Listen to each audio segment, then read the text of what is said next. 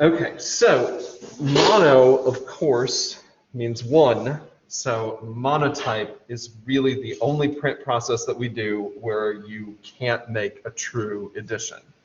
You could try to kind of copy the same picture over and over again, but it'll never look exactly the same the way a woodcut or a dry point normally would. So there's three main methods that we'll use, and you can use them in different combination, you can do different layers, and there's all kinds of experimental things you can try, but it boils down to three basic ways.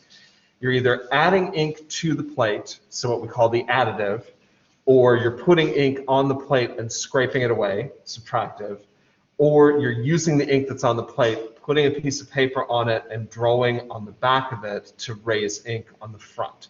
So you have three main methods: additive, subtractive, and either trace. Some people call it drawn from behind. But those are our main methods. So I'm going to just do a quick demo here with my additive approach. So for the additive, I'm using the ink that I would normally use for dry point or engraving, my water-based Intaglio ink, Aqua ink. And so I'm literally painting directly on the glass, and I've got a drawing that I did earlier underneath as a guide. It could be a photograph, it could be whatever source material, or you could completely kind of invent it, freehand it. This ink is a little old, so it's a little stiffer than what you're used to. But just like when we did our dry points and engravings, you absolutely can mix a custom color. It blends real easily. So think of it almost like you're doing a painting. So I'm trying to kind of concentrate here on where I want the brightest highlights to be in this creepy skull guy.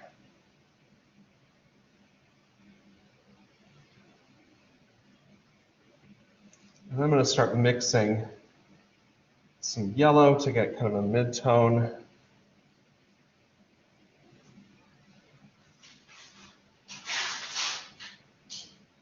Bone color, I guess.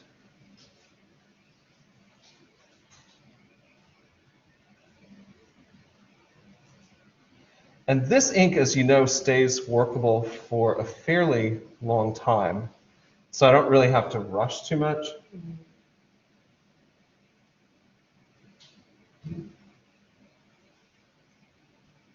But the main trick with additive is you don't want to go in and do such a heavy layer that you end up with big blobs, because then when you press the paper, it'll do sort of the opposite of what you want. It'll end up taking that shape and just spreading it out. So try to avoid using too much heavy ink. But I can kind of layer a little bit here.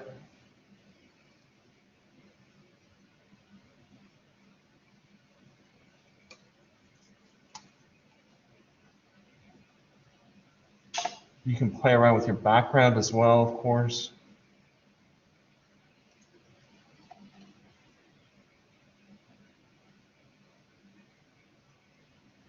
There are some other inks that you could use. I mean, obviously you could use an oil-based ink if you wanted to.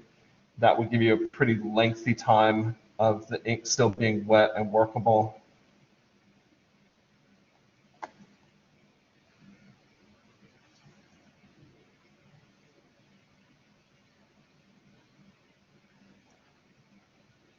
And there are a few brands out there that will sell you what they call monotype ink, as if that is the only thing you can do with it. And usually those inks are a little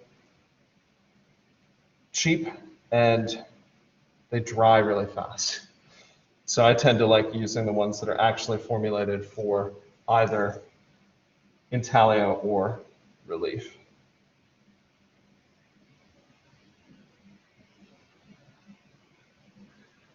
Okay, and I probably should do something about putting a shadow or something around it.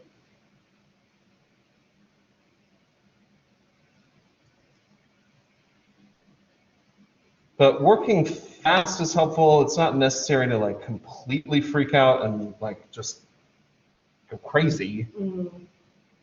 But speed does help a little bit, I think. With this. All right, so Once you've got the ink on, it's not rocket science. Paper on top of the ink. Pressure. You could use a spoon or your hand even.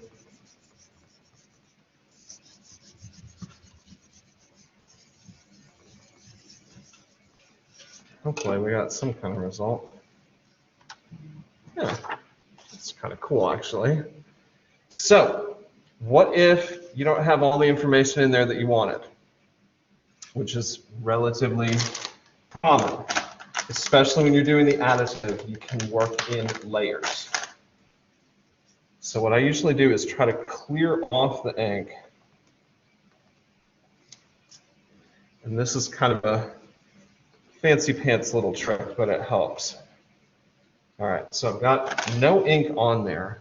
I'm going to substitute out my original drawing for the actual print and put the glass right on top of that. Then I'm going to take a dry erase, not a Sharpie, but a dry erase, and kind of trace the image that I have so I can see where I think I might need to add some information. So if I know where his eyes, nose holes, teeth are, it can kind of help me figure out where I might need to add some info. Once I've got that tracing though, I'm going to take the print out of the way and I'm going to flip the glass over completely. So I'm going to use this image that I've done with my dry erase as my guide. Because obviously if I copied it directly on there, it wouldn't be facing the right way. So one of the things that I think I might want to do with this one is add a little more white in a couple places. I wasn't crazy about how dark this got over his eyebrow area.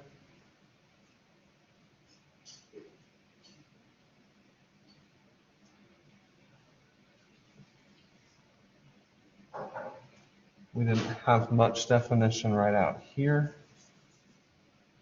on that outermost edge.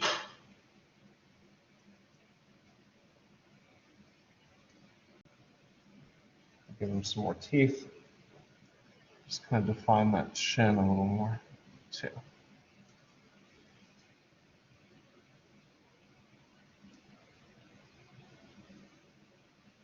Okay, that's one thing.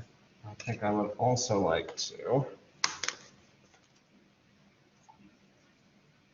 define the interiors of the eyes a little more, eye sockets.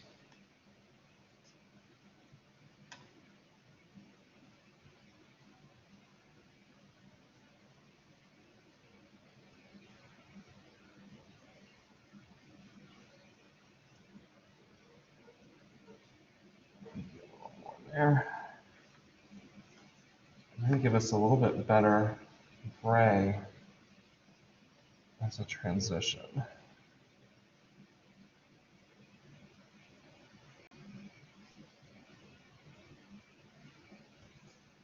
And also add more information into the background on the outside.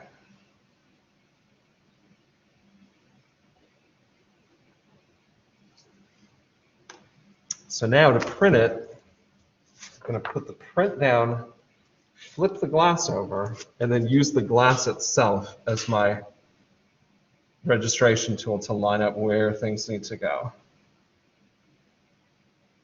And that looks about right. Hopefully that ink will stick. It did. Some pressure. And now we've got the second layer, defining it a little more. Now maybe that's a little heavy. I might want to come in here and add a little more white, but I can keep adding layer after layer after layer until I get what I want. So for now, I'm going to put that to the side. I think I might come back to him and play with it a little more later on today. But we have a couple other methods to try.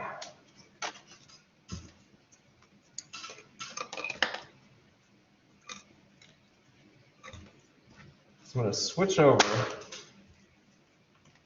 to oil-based ink. So this type that we use for our woodcuts and lino cuts, the Caligo. Soap and water washable, but oil-based ink is best for this. We're going to do what we call the subtractive method first. And with that, I'm going to work on this piece of glass, plexiglass. And I'm rolling out the ink essentially like I would if I was going to ink up a lino block or a wood block. And I'm really covering the working area, the image area, with a solid, even coating of ink. Now, I don't want so much that it's like a really super heavy coating where it's sliding around on there, but I also want it heavy enough that I can't really see through it. And the idea is that I'm going to remove the ink to create the image, kind of like we did in drawing class using an eraser to erase charcoal. The problem is, if I put this on top of my drawing, obviously I can't see. So that's why I took my original drawing and cut it apart. So I could either place this piece and kind of trace it, or I can use the negative shape, which I think is what I'm going to do. Now, you can scrape ink away with pretty much anything. A palette knife is fine. An ink knife like this is fine. You can even wrap your cheesecloth or tarlatan around your finger or around another tool like the end of a paintbrush or a pencil, something like that. So what I'm trying to do here is, I don't have to rush because this is oil-based ink. It's going to stay workable for a while. But I want to try to take away ink from the areas where the image should be the lightest. I can just scrape that off onto my palette there. We know we need his forehead to be kind of white. Want to leave those darks in his eye sockets for now.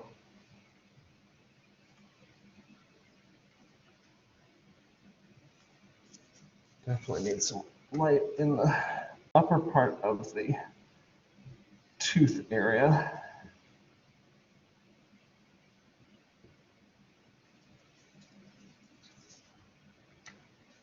And you can create grays by kind of dragging the ink a little bit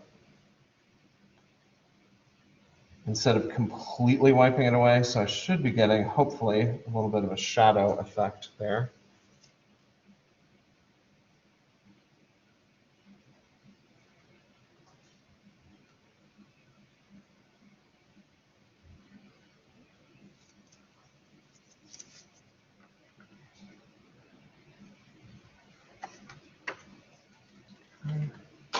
And then I can also play around with taking ink out of the background.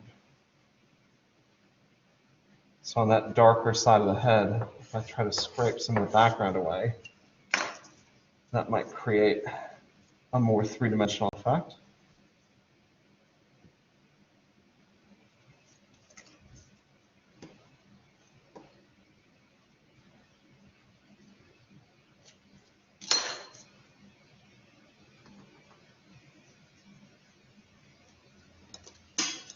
We want a little light in the foreground too.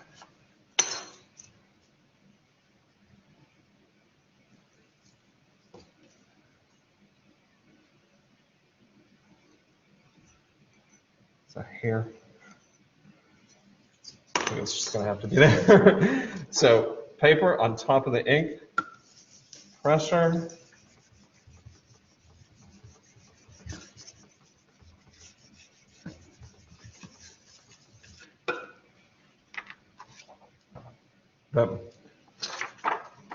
It's not bad. Could do with a little more definition, but you get the basic idea. Yeah. All right, then the very last one is pretty simple. With this one, I'm not really adding more ink. I'm just kind of spreading out what I already have on here, so I have a thin layer. We then put the piece of printing paper directly on top of the ink, and then your source drawing directly on top of that. Now you can then draw with anything like a pencil, pen, or even the butt end of a paintbrush. You're just applying pressure. I'm going to use this pen so I can actually trace the shape.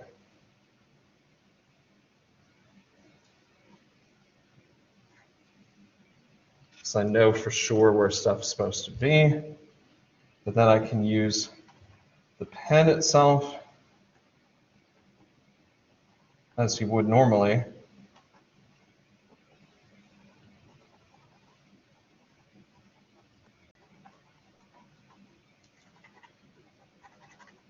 But I could also use the butt end of the pen. Wherever I'm putting pressure, it's going to start picking up ink on the opposite side.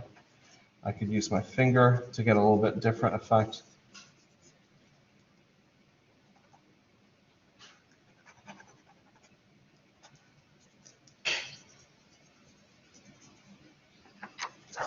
So anywhere that you've applied pressure is going to pick up ink. So those are your three main things. Can you combine? You absolutely can. Yeah. So sometimes I'll do an additive and then do a line style tracing on top of it to define it. So you can absolutely mix and match. The idea is your 5 best. Experiment as much as you want to. Make sure you try all 3 methods. And in the photo you post, include one of each of the methods.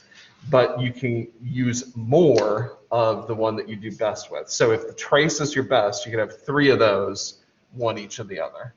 If this is your best, the subtractive, 3 of those, 1 each of the other. So we just want to be able to see everybody's done all 3. All right?